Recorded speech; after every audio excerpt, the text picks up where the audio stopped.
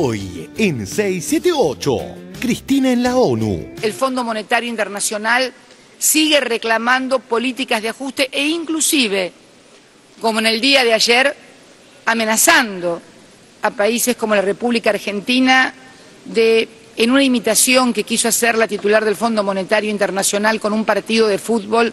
El FMI advirtió que impondrá a la Argentina una tarjeta roja. Yo quiero decirle a la titular del Fondo Monetario Internacional que esto no es un partido de fútbol, que esto es la crisis económica y política más grave que se tenga memoria desde la década de los años 30. Lo que nadie pregunta. 678 con Wiener. Usted dijo durante esta semana que la presidenta le había dicho a la sociedad que había que tenerle miedo. ¿Sigue insistiendo con esto como que ella le dijo a la sociedad? Ténganme miedo a mí, ténganle miedo a Dios y ténganle miedo. Lo vi por televisión y le vi la repetición. ¿Pero usted a quién cree que se lo dijo? Bueno, a todos. Yo me sentí involucrado, sí. ¿Usted no cree que se lo dijo a sus funcionarios que dependen del Poder Ejecutivo? No, mire, yo creo que fue una expresión, si se quiere, desafortunada de la señora presidenta, pero que lo dijo y creo que realmente sería bueno que se rectifique. Yo tengo acá una computadora donde tengo el video de la presidenta. ¿Usted lo quiere ver conmigo un segundito? Ahí está, ahí lo está escuchando. Tenía aterrorizado a todo el mundo, pero no hay que aterrorizarse, solamente hay que tenerle temor a Dios. Y a mí, en todo caso, también un poquito, porque la verdad, por lo menos los funcionarios que dependen de mi nombramiento. El chavista Piñera cerró un diario. Diario Clarín. Piñera cerró un diario estatal. Fuertes críticas de la oposición. Esto aumenta la concentración de medios escritos en el duopolio que sostienen el Mercurio y el Grupo Copesa, y es un verdadero atentado contra la libertad de expresión, subrayó el representante sindical Pérez. Si te veo, amor, del otro lado no voy a dudar. Todo lo que veo, más todo lo que siento. Si te veo, amor, del otro lado yo voy a cruzar. Todo lo que tengo es todo lo que intento. Un carnaval, un río bravo, una calle en contramano, un hospital abandonado, la oscuridad. De corazón yo voy andando de tu mano.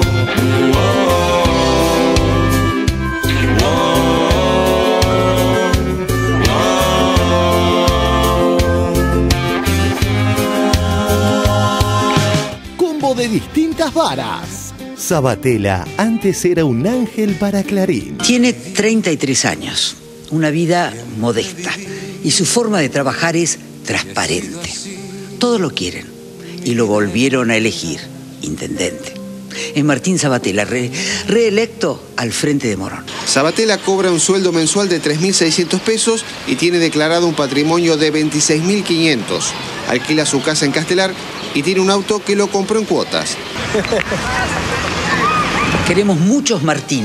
Reivindicar a la política. Y fuimos a hablar con Martín Sabatella, que es el intendente de Morón, pero acaba de ser reelecto, va a asumir el 10 de diciembre. Sí. Y además ha sido elogiado en Estados Unidos porque tiene un lugar, una intendencia vacía de corrupción. Están conmigo Martín Sabatella, que es intendente de Morón, intendente que llegó a los 29 años la intendencia.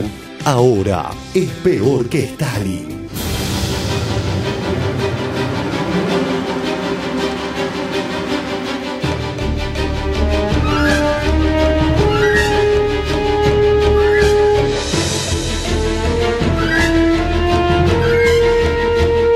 Diario Clarín.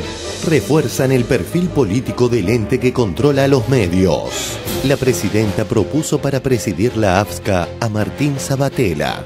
A ver la foto que acompaña la noticia. Ah, qué aplaudidor.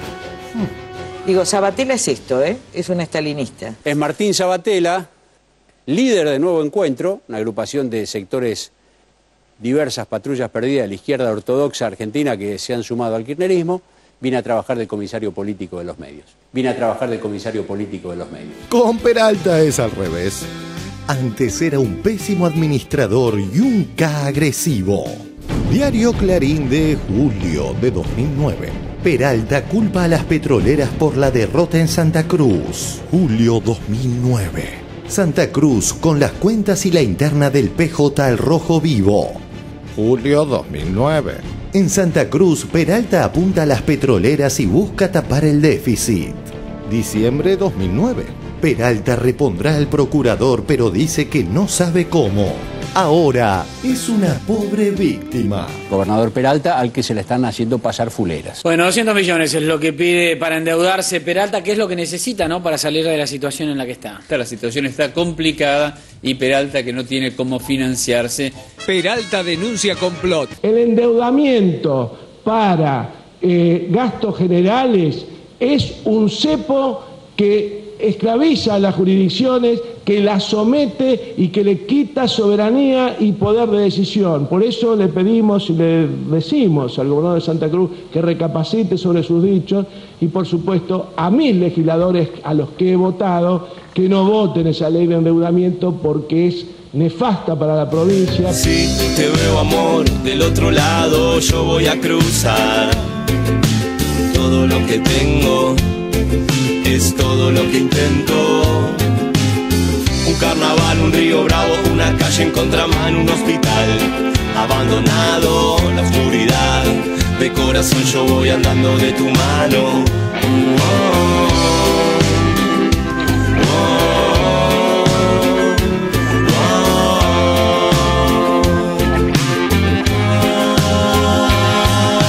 Crece 678. Un programa que sigue su desarrollo. Primero vamos a contar que los chicos generalmente aparecen los tics nerviosos entre los 6, 7, 8 años. Va a ser tan lindo hacer un puente, de verdad, todo para vos. Va a ser hermoso hacer un puente sobre el mar, solo para vos. Va a ser tan lindo hacer un puente, de verdad, todo para vos. Va a ser hermoso hacer un puente sobre el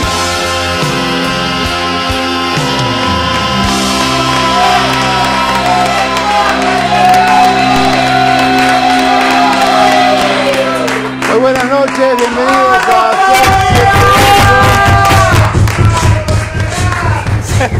Bueno, mientras resista la escenografía del canal, muy buenas noches, amigos panelistas. Hoy es el Día del Perdón, así que queríamos saludar a la comunidad judía con estas palabras que va a decir Cintia García, que yo no las sé. Hatimá Tová, que significa que seas inscriptos en el libro del perdón, en el libro de los días. Mira, qué buen deseo para muchos. Empezó con la caída de la última estrella y termina mañana también. Con la salida de la primera estrella, perdón, y termina mañana igual. Hoy es que, ahora es que no se puede comer. Ni tomar. Ayuno, tomar nada. Ayuno total. Qué feliz. Después comen muy rico, ¿eh? Después me sumo mañana, me parece. Mañana me sumo. Bueno, un saludo grande a la comunidad judía. Hoy nos visita el señor Ricardo Aronskin, que es licenciado en Economía de la Universidad de Buenos Aires, magíster en Relaciones Internacionales, investigador y docente de la UBA y también en la Universidad de General Sarmiento. Bienvenido, Aronskin. Gracias. Bien, vamos al primero de nuestros informes, que tiene que ver con el sistemático ataque de Clarín al secretario Guillermo Moreno. Lo vemos y a ver qué pasa. Los sistemáticos ataques de Clarín a Moreno. La cadena nacional ilegal volvió a embestir contra Moreno. Usted se preguntará por qué tanta hazaña y tanto odio contra el secretario de Comercio Interior. Bueno, el tema es que Moreno defiende las acciones del Estado en papel prensa, y eso a Mañeto mucho que no le gusta. Hace poco Guillermo explicó en una asamblea de papel prensa que no mostraron los medios hegemónicos los negocios de Clarín con Techint para imprimir a través de la empresa Impripost las boletas de luz, agua, etcétera, etcétera. Dentro de una de esas empresas debe estar Impripost. Vos que hablaste de una central de inteligencia, hoy Impripost imprime los resúmenes de crédito de la mayoría de los bancos, de la mayoría de las compañías telefónicas, del gobierno de la ciudad de Buenos Aires y muchos servicios públicos. Con lo cual, eso es tener acceso a la cuenta bancaria, al número de teléfono, a la llamada que hace el usuario, al dominio y a todos los servicios que paga. Tiene el 50% Clarín de Impripos. En realidad el 50% lo tiene Artes Gráficas Rioplatense. Qué interesante, ¿quién tendrá el otro 50% de Impripos? Qué interesante para averiguar de quién es el otro 50%. ¿Quién lo tiene? Creo que Techín. Lo anotamos acá. Son socios. En una gráfica. ¿Cómo son socios y se aglutinan? Sería interesante preguntarle. Mañana le voy a preguntar a Techín para qué quiere una gráfica. Porque sí que debe estar alejado de su negocio. ¿A que no saben quién también mostraba hace algunos años la conexión entre Clarín e Impripost? Esto es técnicamente un mapa de medios. Vamos a ver el más popular, porque es el más obvio, que es Clarín. Grupo Clarín también está vinculado con Techín, a través de la mitad de Impripost, que es una empresa común. ¿Qué tienen que ver los diarios con la radio, con las agencias? ¿Están también vinculados con Techín? Pues bien, en este contexto es que la cadena del desánimo cruza a Moreno a través de un audio. Inventan una agresión machista contra Sandra González, presidenta de la entidad de consumidores Adecua. Además, en el audio cortado que pasa el monopolio, nunca se dice que la que empezó a provocar fue González. Conmigo está María Lucila Pimpi Colombo, subsecretaria de Defensa del Consumidor. ¿Qué tal, María Luisa? ¿Qué tal? ¿Cómo le va? Muy bien. Gracias por venir. Esa reunión la organicé yo, la convoqué yo. Fue la primera reunión de un espacio que nosotros estructuramos en la subsecretaría, un consejo asesor para evaluar la conducta ética de las asociaciones de defensa del consumidor. La señora González llegó tarde a la reunión. Cuando está hablando Moreno, menciona algo que es la anécdota según la cual Mañeto, cuando Alfonsín le plantea déjenme terminar el mandato, Mañeto le contesta, usted ya no hace parte de la solución, usted es parte del problema. Eso estaba en el video, pero como esta chica González llegó tarde, no escuchó. Escuchó que Moreno mencionó a Alfonsín y le empezó a decir, ¿qué dijo de Alfonsín? ¿Qué dijo de Alfonsín? Lo primero que ocurrió es lo que yo le cuento.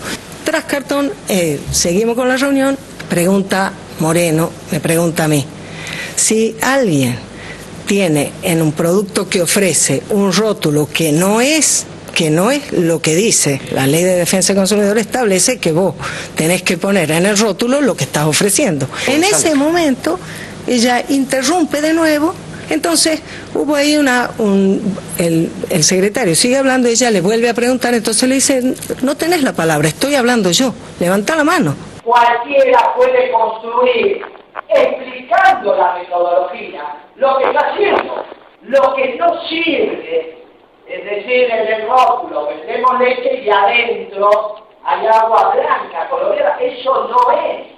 Si en canasta básica de alimentos uno presupone que está adoptando la metodología de lo que han definido la canasta básica de alimentos. Se entra, se ve lo que es una canasta básica de alimentos y uno presupone que es lo mismo, no que no es lo mismo. Si no es lo mismo hay que explicar, si no se explica es lo mismo, y no es lo mismo. Pero nosotros, perdóname, nos cansamos de decir... ¿Podés levantar la mano y pedir la palabra? Es que no se puede. No hablar, porque es una reunión, donde después se va a dar la palabra a los que soliciten la palabra. Si querés levantar la mano...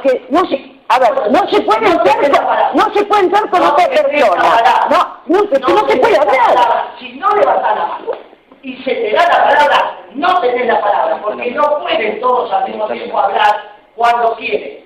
Es una metodología que se ha consensuado de funcionamiento. Pero finalmente ella, la última interrupción fue para decir, ¿y qué es la ética para vos?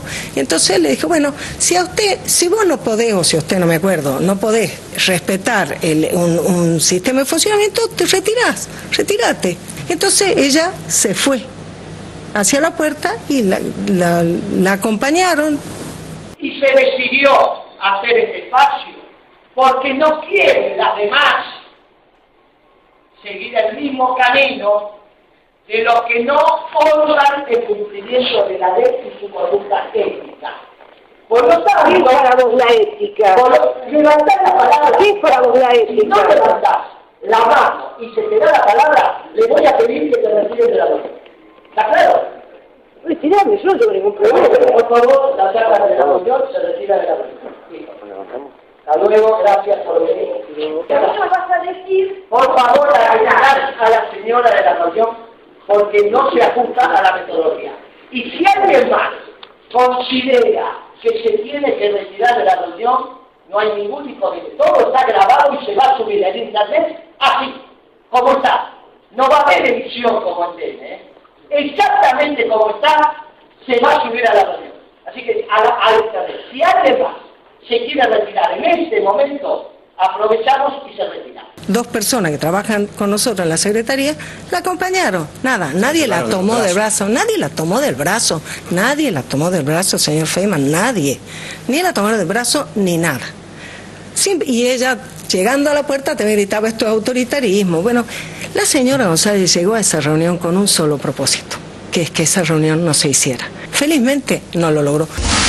Le gritó a Moreno para tener prensa. La titular de la Liga de Amas de Casa, Irma Muslera, salió en defensa de Guillermo Moreno. Dijo que cuando llegó a la reunión de los consumidores, su par de Adecua, Sandra González, le estaba gritando al secretario de Comercio y que no es la primera vez que hace algo así. Y si a usted le resulta chocante que el secretario Moreno habla con mucha vehemencia, bueno, la verdad es que eso es algo que es difícil para mí decirle, bueno, si le molesta uno no debería participar en una reunión con él. Siempre habla con vehemencia y no es que tiene un trato así con las mujeres. Queda claro después de escuchar este audio cortado por Clarín en el que se omite la primera interrupción de González, que no hay ningún ataque misógino de Moreno. Sin embargo, mienten diciendo que existió la violencia de género. Denuncia contra Guillermo Moreno. Guillermo Moreno es por violencia de género. Sandra González también la maltrató en una reunión. Maltrató verbalmente y la hizo sacar por custodios del brazo a Sandra González. Guillermo Moreno agredió verbalmente a Sandra González, titular de Adecua, pero nadie le puede poner un límite a un secretario de Comercio, a alguien que siempre lleva adelante actitudes violentas. Todo un bardo alrededor de la apretada de Moreno a las entidades de defensa del consumidor. Y a otro fue la mano, pero es habitual, es a Guillermo Moreno. Eduardo Feynman, quien ayer denunció una censura por tele y radio y luego se retractó, acusó a Moreno de maltratador basándose en la falacia de Clarín. Pero al margen, como diría Aníbal. ¿Y Boston? Yo dije en la nota que me parecía que Moreno era un maricón de cuarta por haber maltratado a una mujer. El propio gobierno tiene una campaña en televisión: sáquele tarjeta roja al maltratador. ¿Por qué no le sacan tarjeta roja a este maricón de cuarta, que es Guillermo Moreno? A mí me parece de maricón de cuarta un hombre maltratando a una mujer. Bien. ¿Ustedes tienen tomado el colegio? ¿Perdón? Si no entendiste la pregunta, te hago... el colegio. ¿No escuchaste la pregunta? No, perdón, no la había... ¿O te resulta un poco difícil, te hago otra?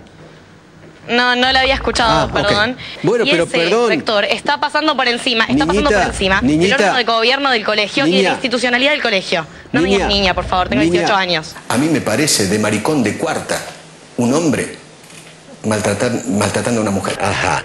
Y ustedes no quieren estudiar eso, ni historia, ni biología, no quieren nada de eso. ¿Quieren estudiar? No tergiverso. No, yo te trato de entender, yo no tergiverso nada, nena. A ver, nenita, escuchame una cosa, Malena, querida, linda. A mí me parece de maricón de cuarta un hombre maltratando a una mujer.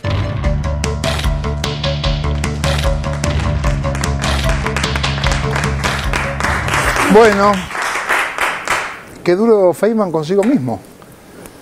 ¿Qué te pareció, Cintia? Estaba pensando en las formas, ¿no?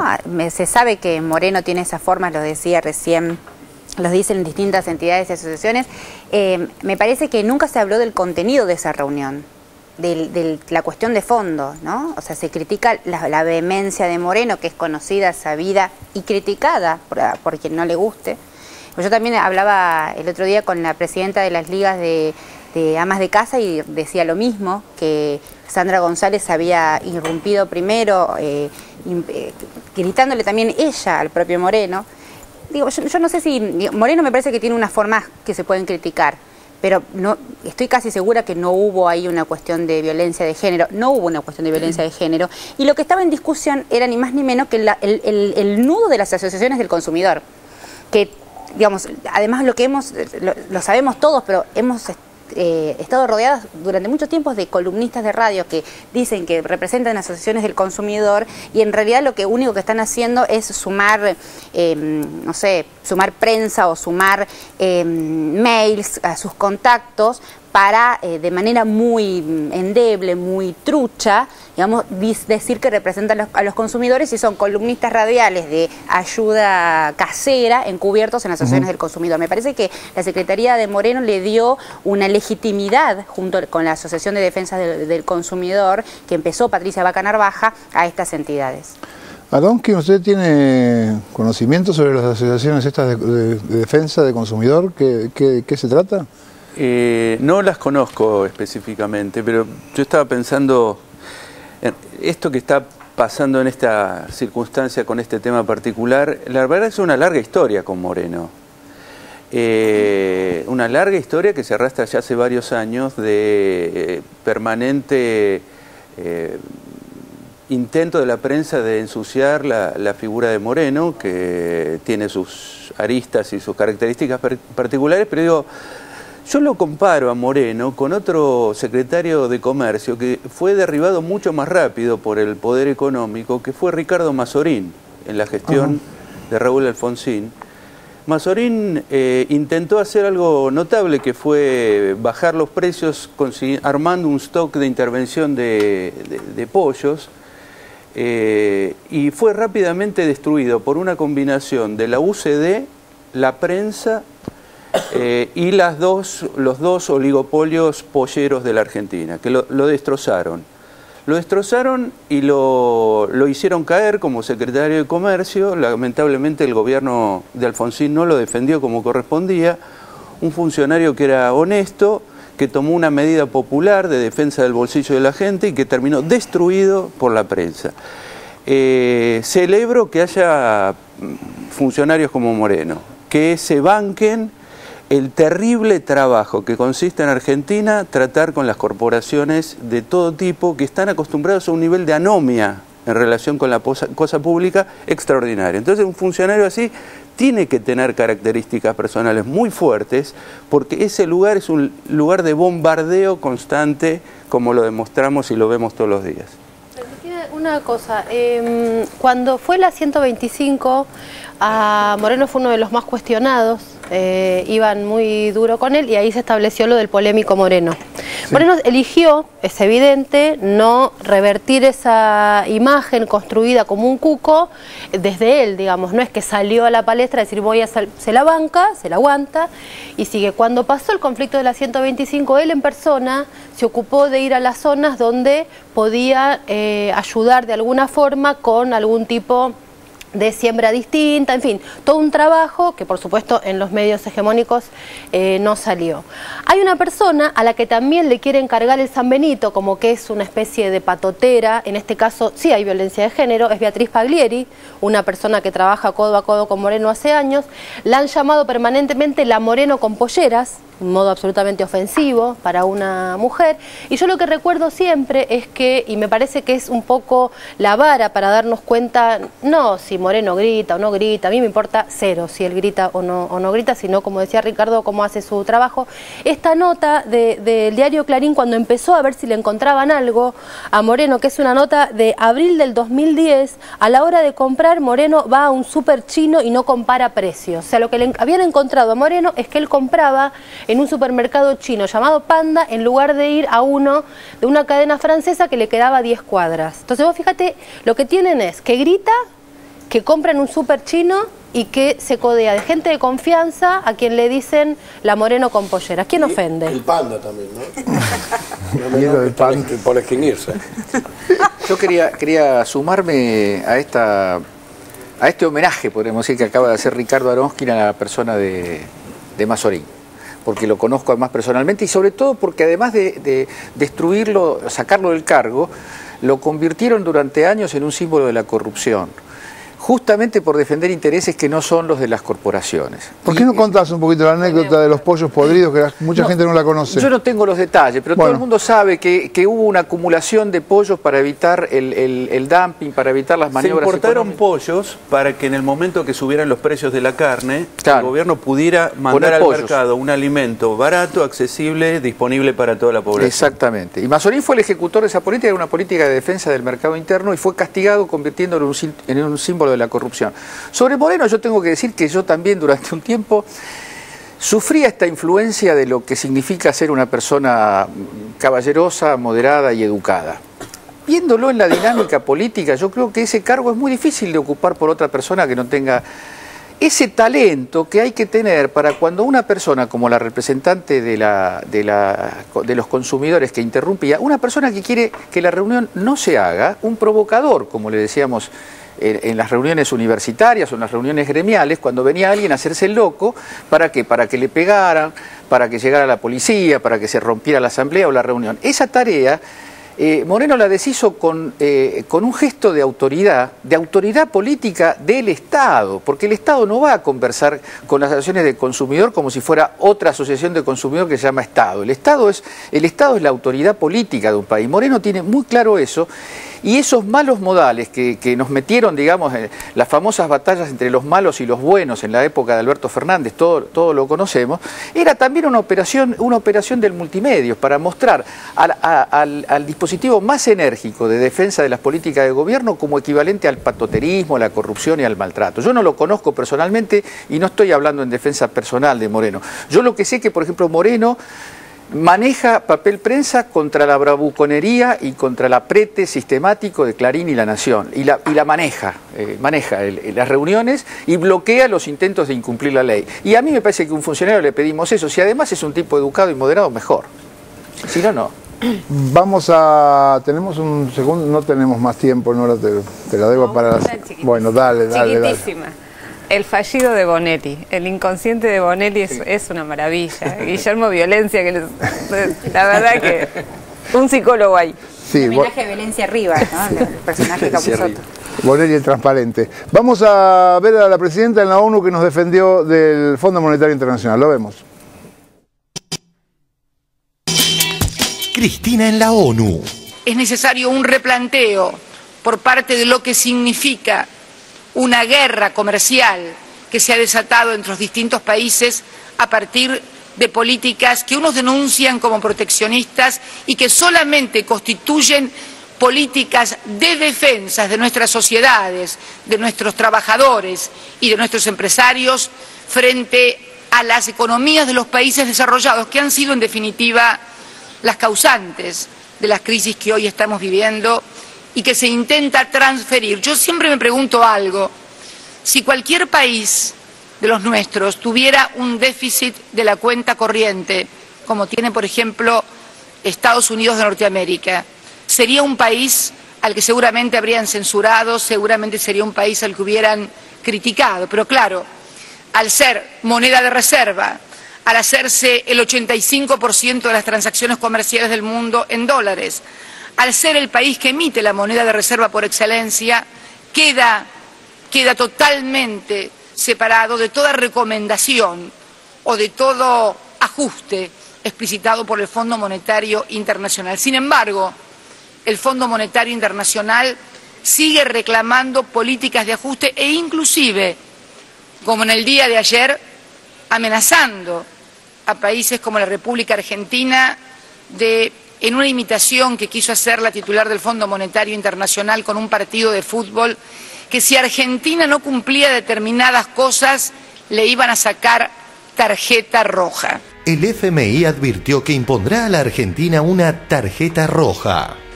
Yo quiero decirle a la titular del Fondo Monetario Internacional que esto no es un partido de fútbol, que esto es la crisis económica y política más grave que se tenga memoria desde la década de los años 30.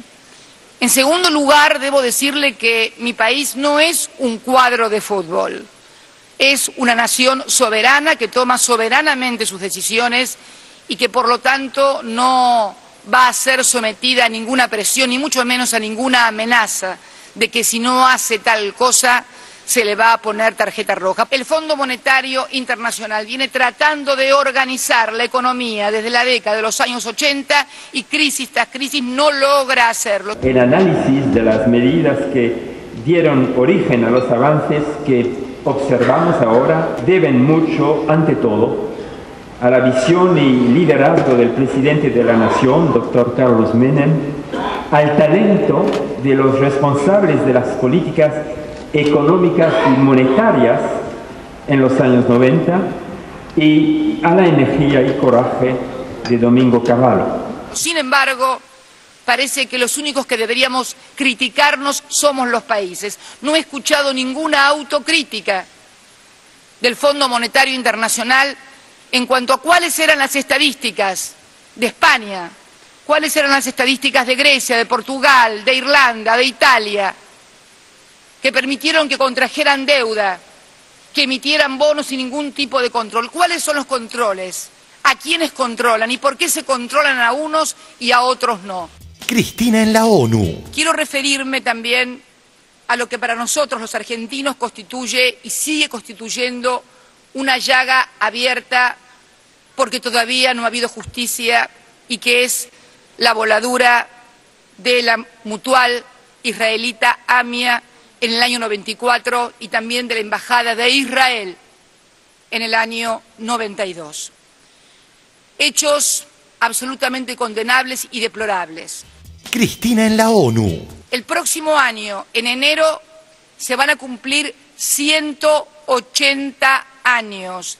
180 años de que el Reino Unido, Inglaterra, usurpara ilegalmente nuestras Islas Malvinas. Ya no estamos pidiendo que digan que tenemos razón. Eso no es diálogo, eso es imponer un criterio. Simplemente queremos que se sienten a cumplir con la resolución de Naciones Unidas a dialogar sobre la cuestión de la soberanía en las Islas Malvinas. Ingresar a este siglo XXI sin territorios coloniales hace también al respeto de los derechos humanos que, por cierto, en mi país defendemos con mucha fortaleza y que somos un ejemplo a nivel global del cumplimiento de los mismos.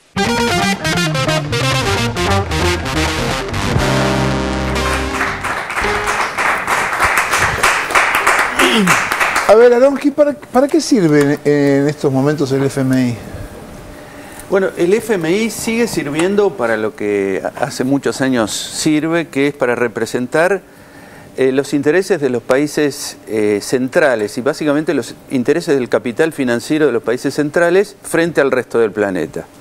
La verdad que es un organismo que si se pudiera habría que cerrarlo, porque desde el punto de vista de su funcionalidad, para los países periféricos como el nuestro es un organismo totalmente pernicioso. Ahora, desde el punto de vista de lo que representa para nosotros y nuestra política interna, sin el fondo, sin lo que hizo Néstor Kirchner en el 2005 cuando le paga 9.500 millones de dólares y lo saca del juego político interno, la verdad que hay una serie de sectores internos de la Argentina, sumamente parasitarios y rentísticos, que han perdido enorme poder interno, todavía pueden titular en algunos diarios serios de la Argentina, pero la verdad que la dupla capital financiero local, Fondo Monetario Internacional, fue fundamental en imponer las políticas neoliberales en la Argentina. Así que la verdad que el fondo a esta altura de las cosas amenace y que no haya una respuesta más importante de la Argentina. Esto es una respuesta que no tendría que dar solamente la Presidenta de la Nación, sino la mayor parte de los partidos políticos que se consideren nacionales.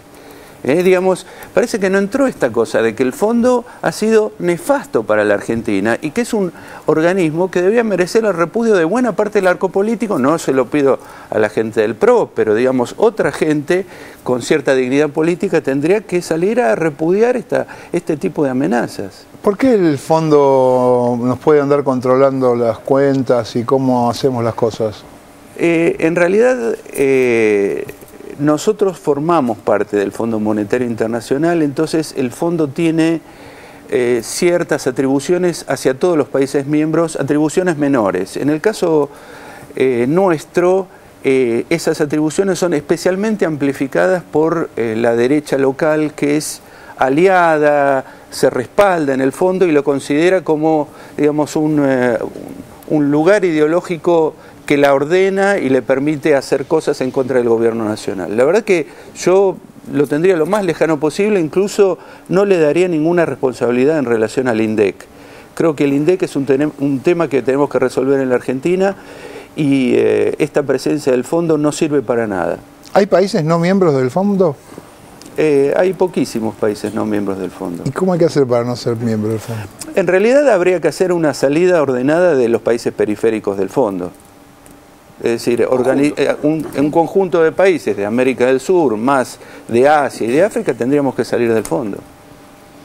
Y aguantate las tapas de los diarios. Ahí se va a ver quiénes son los aliados del fondo en cada país. Está claro.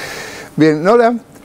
Sí, no, me parece otro... con material. Sí, otro de los aspectos que habló la presidenta hoy en la Asamblea General de Naciones Unidas y que muestra lo errado, por ser benévolo, que está algunos de los... que han sido algunos de los titulares de La Nación de hoy. Por ejemplo, lo que estás mostrando es el título de La Nación de hoy que sobre el tema de Irán, sobre la propuesta de Irán para reunirse con la Argentina. La Nación dice que no va a haber reunión y que además hay mucha tensión, que crece la tensión en el gobierno. Dice, directamente no habrá ningún tipo de reunión. No, que la presidenta le habría pedido al canciller Timerman cancelar. Bueno, la presidenta dijo exactamente lo contrario. O sea que el que compró La Nación hoy no se enteró. Digamos, o inventó, o compró carne podrida, o está operando mal, digamos. Sí. Lo concreto es que la presidenta anunció exactamente lo contrario y con una propuesta que en realidad va a generar mucho debate político, porque dijo que Timerman, el canciller argentino, se reúna con su contraparte iraní para escuchar la propuesta y que esta propuesta va a ser llevada a un debate en el Congreso para que sea, porque es una cuestión de Estado y que por lo tanto es una responsabilidad que excede al Ejecutivo ver qué se hace con esa propuesta de Irán y a su vez consultar a las organizaciones representativas de la comunidad judía, ¿no? Algo que La Nación evidentemente no sabía, evitó, eludió, mintió o se equivocó feo. Pero ¿cómo rectifica? Te digo esto nada más para terminar, cómo completa el relato. ¿Cuál es el título online en este momento de La Nación? Cambio en la política exterior. Cristina Kirchner aceptó la reunión con Irán. Y en la misma línea, en clarín.com de ahora, dice plantón a Obama y la noche con Evita. O sea, hace unos años Obama no la quería ni ver a Cristina ni por casualidad. Ahora la invita y ella lo que hace es, como es una persona que ofende, lo deja plantado. Claro. ¿No? Todo en la línea de lo que dice Nora, de dar vuelta. Qué manera de hacer cosas mal. Hay otro párrafo que me parece digno de ser destacado. Creo que es una intervención notable que va a haber que leerla con mucha atención porque hay definiciones muy fuertes. En relación a Irán, la presidenta acaba de decir en la Asamblea de la ONU que no va a tomar ninguna decisión de acuerdo o desacuerdo con Irán sin consultar a los familiares de las víctimas del atentado y a los partidos políticos con representación parlamentaria. Me parece que es un gesto, no hay que olvidarse que Argentina se sumó a guerras dirigidas por Estados Unidos sin hacer ningún tipo de consultas, ¿no? Me parece que estamos entrando en una, con alguien conversábamos hoy, es una presidenta que se toma la democracia realmente muy en serio. Tienen claro que hay un corte entre democracia y no democracia, revelado entre otras cosas porque les está diciendo a gente que maneja todos los asuntos que ella denuncia, le está diciendo en la cara el déficit democrático que tiene la estructura del orden internacional mundial. Y se lo dice en cada reunión, no pierde oportunidad de decirle, las resoluciones de la ONU son solamente para los países débiles, los países centrales no cumplen las resoluciones de la ONU. Bien, nos vamos a otro tema, vamos a un combo de distintas varas, Sabatella antes y después, Peralta antes y después, lo vemos. Un combo de distintas varas clarinistas. Antes, para ellos, Sabatella era la persona más honesta, pulcra y carismática del país. Tiene 33 años, una vida modesta, y su forma de trabajar es transparente. Todos lo quieren, y lo volvieron a elegir intendente. Es Martín Sabatella, reelecto al frente de Morón. A los 33 años logró la reelección como intendente de Morón por paliza. Martín Sabatella hizo campaña con el curioso eslogan «Votalo solo o cortá boleta». Y la gente le hizo caso. Tijeras con los colores de Boca y de River junto a las boletas de su partido vecinalista Nuevo Morón. sacó el 53% de los votos contra el 23% del candidato justicialista. Sabatella cobra un sueldo mensual de 3.600 pesos y tiene declarado un patrimonio de 26.500. Alquila su casa en Castelar y tiene un auto que lo compró en cuotas. Creó una oficina anticorrupción y firmó un convenio para auditar los contratos de su comuna. Esto tuvo repercusión. El prestigioso diario The Wall Street Journal le dedicó una nota de tapa el 1 de julio pasado titulada Una lucha en solitario contra la corrupción en la Argentina. Felicitaciones, ganamos, Todo bien. Muy bien, Felicitaciones. Gracias. Su prolija gestión desde el 99 fue reconocida por los moronenses. Sabatella, un bicho raro en la política vernácula, camina a las calles de su ciudad y solo recoge saludos. Todo un símbolo para una comarca donde en los 90 era la piedra del escándalo. Bien. Queremos muchos Martín. Reivindicar a la política. Morón, que es una de las ciudades más importantes del conurbano. Y fuimos a hablar con Martín Sabatella, que es el intendente de Morón, pero acaba de ser reelecto, va a asumir el 10 de diciembre. Sí. Y además ha sido elogiado en Estados Unidos porque tiene un lugar, una intendencia vacía de corrupción. Están conmigo Martín Sabatella, que es intendente de Morón, intendente que llegó a los 29 años la intendencia, 29. ¿No? No, ahora no tenés 29 años. No, ahora 33. Un poquito más. Ahora 33, estoy terminando el primer mandato. Ahora, como fue propuesto para comandar la AFSCA, para Clarín y sus loritos repetidores, Stalin era un moderado al lado de Sabatella.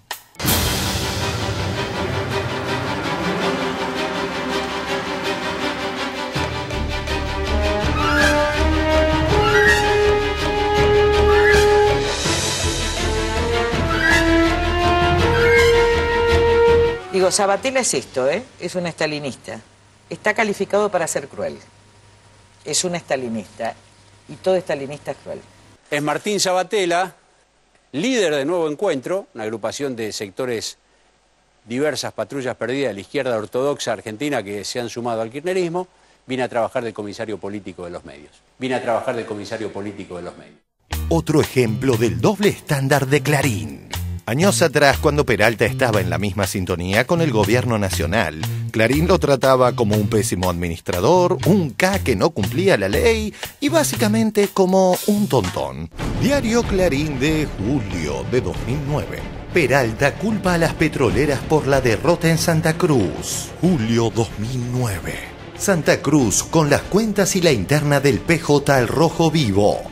Julio 2009. En Santa Cruz, Peralta apunta a las petroleras y busca tapar el déficit. Diciembre 2009. Peralta repondrá al procurador, pero dice que no sabe cómo. Mayo de 2010. Para evitar escraches a Kirchner, Peralta gasta 1 millón de pesos. Septiembre de 2010. La Corte denunció al gobernador de Santa Cruz, que ahora la desafía. Septiembre 2010. Santa Cruz. El gobernador Peralta acusa ahora a la Corte de querer sacarlo del poder. Peralta contra la Corte. El gobernador de Santa Cruz acusó al máximo Tribunal de Justicia de la Nación de promover su desestabilización. El kirchnerista Daniel Peralta se niega a cumplir con la decisión de la Corte de avalar la vuelta a su puesto del ex procurador. Peralta, que suele actuar en sintonía con lo que quiere Kirchner, acusó a la Corte de querer sacarlo del poder. Pinocho de la semana. Este señor se llama Daniel Peralta, es el gobernador de la provincia de Santa Cruz. Ahora que Peralta embiste contra el gobierno nacional, para Clarín es una pobre víctima. Gobernador Peralta, al que se le están haciendo pasar fuleras. Bueno, 200 millones es lo que pide para endeudarse Peralta, que es lo que necesita, ¿no?, para salir de la situación en la que está. La situación está complicada y Peralta que no tiene cómo financiarse. Peralta denuncia complot. El gobernador de Santa Cruz denunció operaciones en su contra, le apuntó a la Casa Rosada. Una cosita de complot acá contra Peralta, denunciado en Santa Cruz. Es increíble, la situación está mal, le falta plata para pagar los sueldos, dicen que lo van a pagar. Peralta durante el fin de semana dijo que está dispuesto a resistir, defender las instituciones, en realidad. El endeudamiento para gastos generales es un cepo que esclaviza a las jurisdicciones, que las somete y que le quita soberanía y poder de decisión. Por eso le pedimos y le decimos al gobernador de Santa Cruz que recapacite sobre sus dichos y, por supuesto, a mis legisladores a los que he votado, que no voten esa ley de endeudamiento porque es nefasta para la provincia porque hipoteca el futuro de nuestros hijos y de nuestros nietos, en el caso de los santacruceños, y en todas las provincias que estén pensando en endeudarse para rentas generales, que no lo hagan, para gastos generales que no lo hagan, porque eso es el infierno del que salió la Argentina del 2003.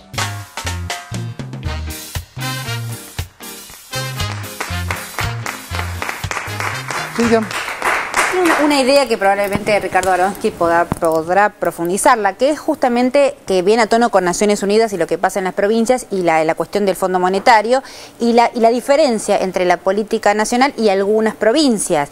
Es el tema del endeudamiento, de la soberanía o la independencia que te da endeudarse o no. Todas aquellas miradas que sí, que están contra el gobierno y que además apuestan a políticas neoliberales, van a buscar el endeudamiento. Le pasó al propio Scioli en la provincia de Buenos Aires. O sea, me parece que hay un eje en esa tensión, más allá de la discusión sobre Peralta y la doble vara mediática que es clara y evidente, pero hay una confrontación sobre qué Estado queremos, qué modelo de Estado vamos a apostar, porque vos recién hablabas del Fondo Monetario y decías, pero ¿en qué nos condicionas? ¿Cuál es la dependencia? Bueno, la independencia te la da el no endeudarte. Es casi hasta lógico, aunque fue la lógica de todas nuestras décadas el tema del endeudamiento. Estamos en este momento, en el momento récord de desendeudamiento de la historia en los últimos 30 años de democracia, aún con la persistencia y los déficits que pueden tener algunas provincias. La recomendación del Estado es no se endeuden.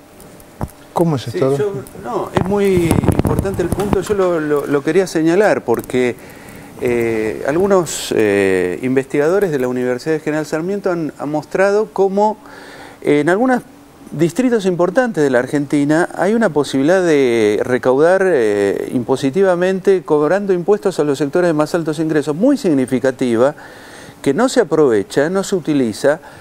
Hay gobernadores que prefieren sistemáticamente tenerle miedo a los sectores de alta posibilidad de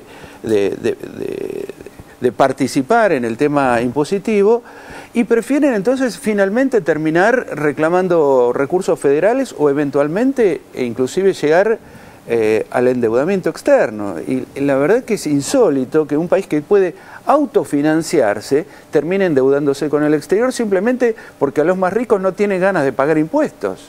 Y eso no hay manera de... Digo, las provincias son absolutamente autónomas, o sea, si una provincia no quiere cobrar impuestos a nadie, no le cobra.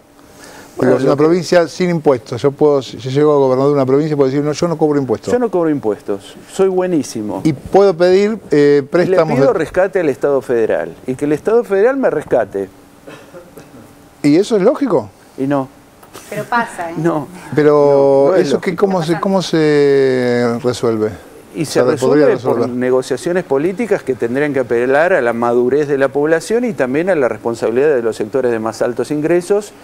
Digo, este modelo tan admirado de Estados Unidos es un país donde está muy claro el tema del pago de impuestos. No hay ninguna duda de que se pagan impuestos. En Argentina sí. Preguntarle al Capone si no. Es claro que es uno de los puntos centrales del orden jurídico y legal de los Estados Unidos. Y acá está en discusión. Sí, Moga. No, me preocupa el otro capítulo que vimos en relación a Martín Sabatella, y me preocupa la reaparición de algo muy lamentable que es el macartismo, ¿no? El macartismo hacía rato que no lo veíamos tan desplegado, con tanto odio, tanto basureo. Julio Blanc dice que, estábamos comentando recién con Ricardo, Julio Blanc dice que Martín Sabatella forma parte de una de las patrullas perdidas de la izquierda. Las patrullas se perdieron, algunas no se perdieron, otras se perdieron del todo, y la que integraba a Julio Blanc se perdió mal, porque terminó en Clarín jugando de alero central de Mañeto. Así que es una patrulla de la que formaba parte que terminó muy mal, para mi gusto.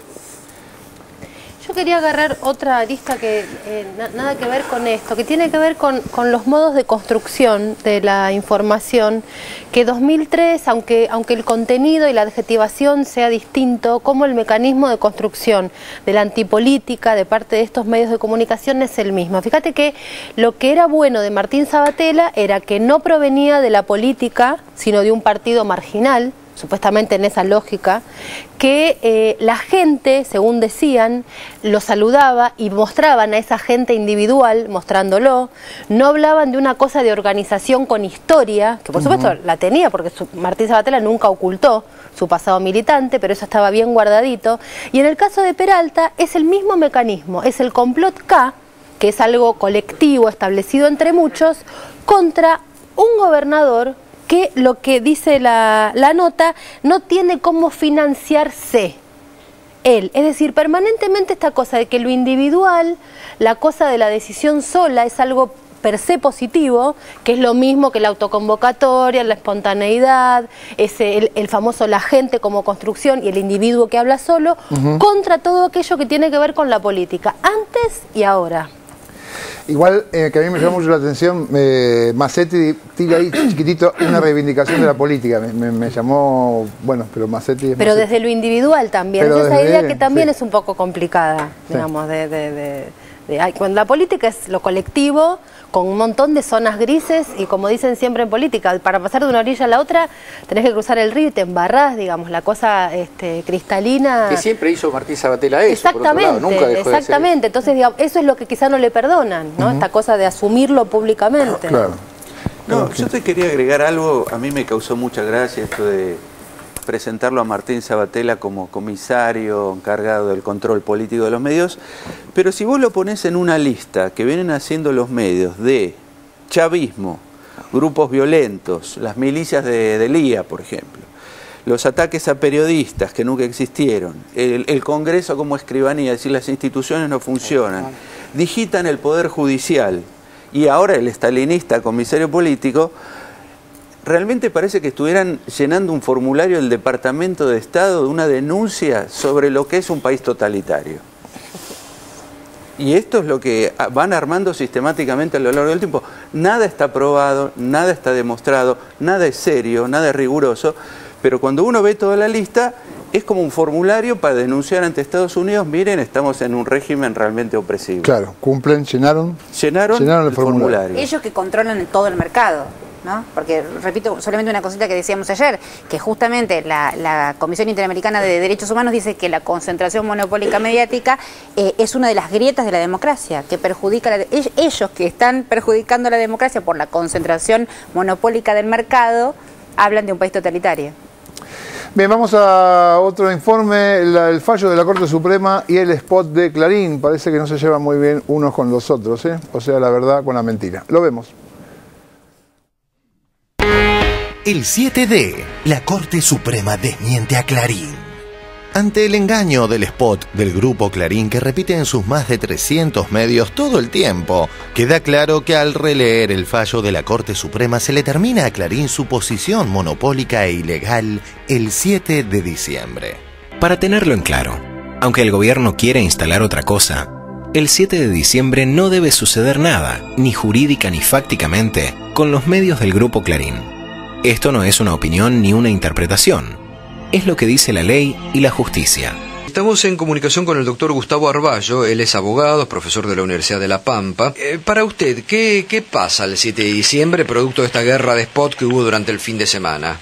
La Corte dijo, el plazo de desinversión empezó a correr en 2010, cuando el Estado fijó los plazos de adecuación y terminó para todo el mundo, y dice 2 o 3 veces en el fallo literalmente, y está vencido.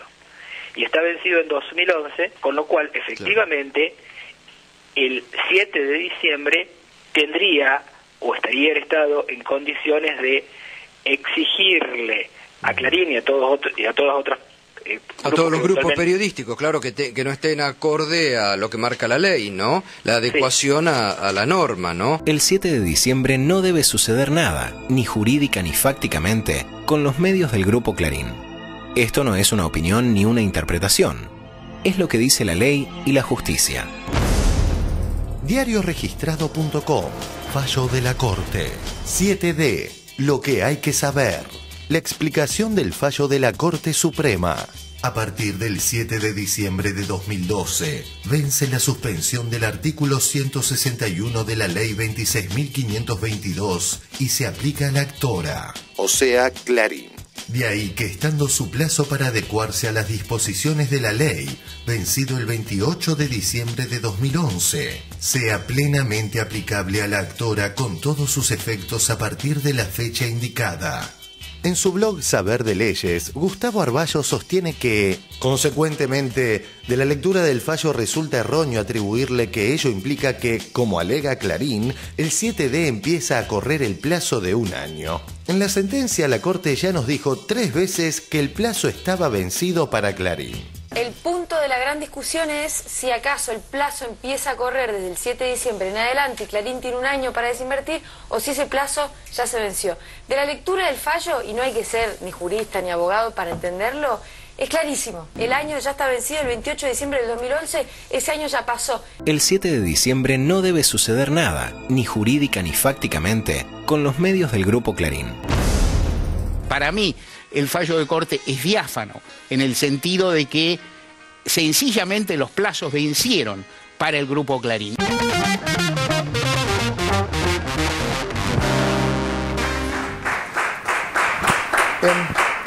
Mariana. No, me parece que también hay elementos, lo que pasa es que también ahí aparecen otras cosas más. Hay una resolución de la Autoridad Federal de Servicios de Comunicación Audiovisual, que es por eso que aparece el famoso 7 de diciembre, que lo establece los plazos, digamos, de por qué el 7, por qué la Corte dijo el 7, por esta resolución, que primero eran 60 días antes, o 30, no me acuerdo, y después con una modificación que se hizo para prolijar, para que corran días hábiles, o sea, es toda una cosa para que uno tiene que mirar para atrás. Lo que pasa es que el Grupo Clarín también hay una trampa y es que únicamente se agarra del fallo y se agarra de una partecita del fallo para hacer de cuenta como que dice otra cosa, porque no tal como dice el spot que se vio en Fútbol para Todos, no reconoce tampoco al Poder Ejecutivo, en tanto no reconoce a la Autoridad Federal de Servicios de Comunicación Audiovisual. Ajá. Entonces, no reconoce el fallo de la Corte porque dice que dice una cosa que no dice, no reconoce la ley, porque no acepta la ley de servicios de comunicación audiovisual y no reconoce al Poder Ejecutivo porque no reconoce estas resoluciones de la autoridad federal. Entonces, en ese sentido, digamos, no hay mucha duda. Y de hecho, fíjate hasta qué punto no hay duda, que en un principio, incluida yo, cuando recién se conoció el fallo, algunos pusimos como un reparo de decir, bueno, a ver, vamos a ver qué quiere decir esto. Y pensamos efectivamente que se corría a partir del 7 el año. Mariotto mismo lo dijo y después lo que hubo que hacer es leer ese fallo con mucho detenimiento. O sea, nadie tuvo una mala intención de leer el fallo así a tontas y a locas y seguir adelante, sino que hubo una cosa de prolijidad y cuando vos ves las resoluciones, lo que dice el fallo en una parte y en otro, no hay mucha duda. O sea, Clarín tendría que estar desinvirtiendo desde ahora para llegar al 7. No, tiene que presentar, como el resto de los grupos, no es que me deshago de esto, aquello lo vendo, aquello... Porque también lo que hay que ver es a quién se lo vende. Esa es la otra. Lo que tiene que presentar es un plan de adecuación.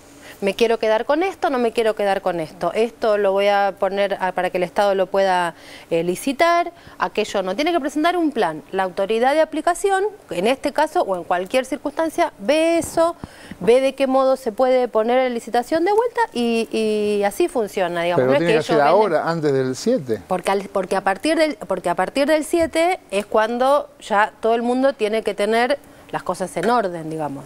Ahora, uno lee el fallo y lee atentamente este artículo que está destacado, esta parte del fallo que está destacada en el informe y claramente surge eso, ¿no? Que el 7 de diciembre tiene que estar hecho el proceso ya de adecuación. Ahora, yo quizás sea ingenuo de mi parte, pero me parece que legalmente cuando un fallo de la Corte se presta a lecturas que pueden ser ambiguas, hay un tiempo para lo que se llama un recurso de aclaratoria y pedirle a la Corte o a cualquier tribunal que especifique cuál es la interpretación adecuada de lo que se decidió. Ese tiempo legal está ampliamente vencido por el tiempo que transcurrió desde el pronunciamiento. Pero me parece que, dado el grado de efervescencia política que existe en este momento, de guerra en el que se está planteando de parte del Grupo Clarín y la forma en que mienten alevosamente con reiterados artículos periodísticos en los que dicen, por ejemplo, todos los constitucionalistas piensan tal cosa, ¿no? Cuando la verdad que si hay un área en la cual no hay unanimidad es en el derecho. En ningún lugar del mundo todos piensan igual sobre nada. Pero sería oportuno, me parece, que o el presidente de la Corte o los ministros de la Corte que firmaron mayoritariamente este fallo expliquen claramente qué dice ese fallo, si es susceptible de tanta malinterpretación. Yo creo que si saliera el presidente de la Corte Suprema de Justicia, que es un hombre que habla muy claramente, y explicara, bueno, ¿qué quiere decir esto? El 7 de diciembre, para ustedes, según lo dijeron en ese fallo y según lo que interpretamos nosotros, quiere decir que Clarín se tiene que estar adecuado a esa norma de armonización para poder cumplir con la ley, o a partir del 7 de diciembre empezaría a cumplirse el plazo que Clarín dice que es así en el peor de los casos, que no se fallara el planteo de primera instancia que ellos plantean la inconstitucionalidad. Me parece que no sería tan complicado. No. Igual hay un elemento en el que yo quisiera, como para en caso de que si la Corte lo hace, infinitamente mejor que lo explique Lorenzetti que lo diga yo acá, por supuesto. No, pero quiero más vale. Pero hay un dato que me parece que es importante, que es este famoso 7 de diciembre. ¿Por qué la Corte dice 7 de diciembre y no 4? La Corte puede decir la fecha que se le ocurra, porque es la Corte. Ahora, ¿por qué dice 7 de diciembre? Porque toma como punto de partida estas resoluciones de la Autoridad Federal de Servicios de Comunicación Audiovisual. Si no, hubiera dicho otro número. No es una casualidad. El organismo que Clarín no reconoce. El organismo que Clarín no respeta. No es una casualidad que digan el 7 de diciembre. No es para que pensando en que luego se va a hacer un spot, qué bueno que quedaría un 7D en un spot. No es por eso. No, arranca con un 7 de diciembre de 2009 donde le dan 36 meses. Claro, entonces, como toma esa fecha, porque hay un proceso anterior que la Corte lo sabe, lo conoce, lo entiende, lo interpreta y lo respeta y lo valida. En el fallo de la Corte además le dice a la AFCA que estuvieron un poco... Le dice que se apuren, dice las tres cosas que dicen es la fecha, le dice a la AFCA, muchachos, ustedes no se pusieron las pilas como deberían, para decirlo así en criollo, no como lo diría Lorenzetti, y la otra cosa que dice es, acá es una discusión patrimonial, nada relacionado con la libertad de expresión está en juego, nada. Habla de resarcimiento económico también. Porque es una cuestión patrimonial llegado al caso. Con lo cual descarta, de hecho, la cuestión de la inconstitucionalidad. Desde el momento que no hay ataque a la libertad de prensa, no puede ser cuestionable constitucionalmente, y si hay un problema de daño patrimonial, corresponde una indemnización y no la inconstitucionalidad de la ley. Por otro lado, me parece que hay que ir siguiendo cómo se mueven los aliados de Clarín. A mí me llama mucho la atención en el diario La Nación, en uno de los comentarios, que habla de las especulaciones que, según ese comentario, circularían en Clarín acerca de lo que ellos llaman testaferros para todos, es decir, cómo hacer una repartija entre los socios de Clarín de los espacios que deben ser desinvertidos, de las empresas que tienen que ser puestas en circulación. Digo esto porque es muy importante la cuestión política, la cuestión de las relaciones de fuerza, hasta dónde se puede disolver este bloque que hasta ahora ha funcionado. Bueno, son socios en cuestiones como papel prensa y tienen intereses corporativos y político-ideológicos comunes. Pero es posible que se pueda resquebrajar esto, es posible que yo creo que hay que pensar, no solamente pensando en el tema del 7 de diciembre, en general las formas de la contramovilización, porque acá está clarísimo que hay una puesta en escena de gente en la calle, de cacerolas, se dice que mañana, no sé, pasado otra, con tal o cual funcionario, entonces obviamente no se puede ir a hacer contracacerolazos y a provocar violencia, pero hay que producir efectos de opinión pública muy fuertes. Yo no soy el indicado para sugerir formas concretas de esto, pero digo, yo quisiera poder expresarme colectivamente a favor de que el Grupo Clarín cumpla la ley. Tiene que haber espacios para que los ciudadanos puedan decir, así como ellos muestran a sus aliados, que tener posibilidad de poner en acción, en movilización nuestros recursos, ¿no? Claro, recursos de la democracia. Sí, me parece que es válido lo que decís, Nora, e ingenuo. No creo que haya explicación de Lorenzetti que al Grupo Clarín lo haga reflexionar sobre la viabilidad y la contundencia del fallo. De todas maneras, me parece que hay que repetir dos ejes. Y uno de los ejes es el cable, el servicio de cable. De Cablevisión es el corazón del monopolio, es el eje de su poderío económico y de la concentración. De la bolsa. todo, pero sabes que la ley de medios lo que hace es da vuelta. La ley es muy interesante, no solamente porque no toca la libertad de expresión, no solamente, ahí está su núcleo de fortaleza, porque tiene derecho comparado, porque está acorde a todos los parámetros internacionales de los organismos que quieras, pero además dice que el cable pasa a ser un bien cultural. Entonces ahí es donde puede la ley de medios pedirle al Grupo Clarín que haga un plan de reconversión de sus activos, porque está en juego ni más ni menos que un bien cultural. Y un bien cultural no solo fuera del parámetro comunicacional del mercado, un bien cultural como la industria del cine, por ejemplo, que está subsidiada en todo el mundo, un bien cultural como lo son, salvando las distancias entre la educación pública y la educación privada, como es la educación privada que merece el subsidio del Estado, un bien cultural el cable. Y este es otro de los corazones de la ley que obligan y que van a hacer que el Grupo Clarín tenga que reconvertir. Pero el 7 de diciembre lo que hace Clarín es que entra en la ilegalidad. Claro. Lisa y llanamente. Si no se acorda la ley, lo entiendan, no lo entiendan, lo quieren o no lo quieren entender, con o sin explicaciones, el 7 de diciembre Clarín entra en la ilegalidad.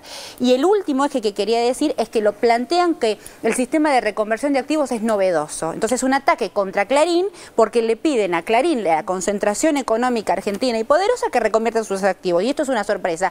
Y hay que hacer eje que no es una sorpresa, que la Ley de Defensa de la Competencia ha previsto con los mismos mecanismos que la Ley de Medios le exige al Grupo Clarín otras reconversiones económicas en las mismas condiciones, como pueden ser Brahma en el caso de la cerveza o Bimbo en la industria del pan lactal. Cierto. Aronskin, ¿qué le parece? Aparte de todas estas dimensiones, me parece que hay un tema histórico en la Argentina que tiene que ver con el tema del cumplimiento de la ley, ¿no? Que ya Carlos Nino escribió sobre eso. Hay un problema de fondo en la Argentina con esto del cumplimiento de la ley. Y en esta ocasión se presenta un sector poderosísimo de la Argentina que tiene que cumplir la ley. Y me parece que es una prueba para toda la sociedad, digamos. El Estado encarna una cosa mucho más importante que cualquier fracción económica, y en este caso el Grupo Clarín. Pero es irrelevante que sea Clarín, que sea cualquiera. Para la sociedad argentina, que el Estado pueda imponer la ley y que la ley se tenga que cumplir, también para un poderoso, es una cosa importantísima. O sea, trasciende el tema de Clarín en sí mismo. Bueno, ahí Silvestre decía esta guerra de spots, como si fuera lo mismo. Realmente Clarín contesta como si estuvieran de igual a igual, un Estado contra un Estado o una empresa contra un... En su momento fue el campo contra el gobierno, como si fueran lo mismo. Claro. Sí, digo también una cosa muy chiquita, que es que yo comparto con Nora la exhortación a Lorenzetti, porque puede ser que ya esté todo claro, pero políticamente necesitamos juntar mucha fuerza de legitimidad y Lorenzetti no debería dejar pasar la oportunidad de hacer un gesto de legalidad y democracia. Y lo invitamos a Lorenzetti acá y que venga y que lo explique, así nos quedamos todos tranquilos, ¿no? Vamos a hacer un corte y ya venimos con más 678.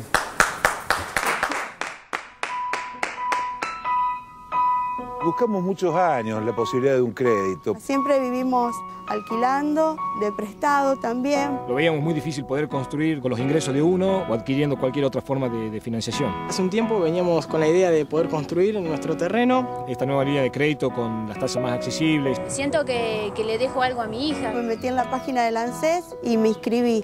Fue rapidísimo. En 2 meses nos asignaron el crédito. La idea de la casa siempre fue para nosotros nuestro nidito. Con una vista a los cerros.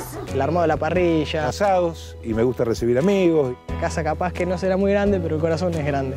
Después de 28 años de casado, este sueño para nosotros se hizo realidad.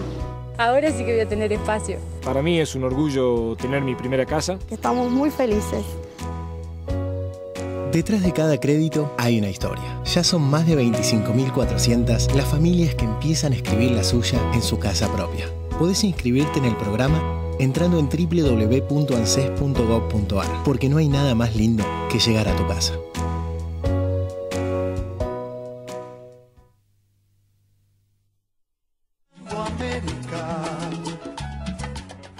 Y temo no encontrarte. Tus huellas se han perdido entre la oscuridad. Te estoy llamando América, pero no me respondes. Te han desaparecido los que temen.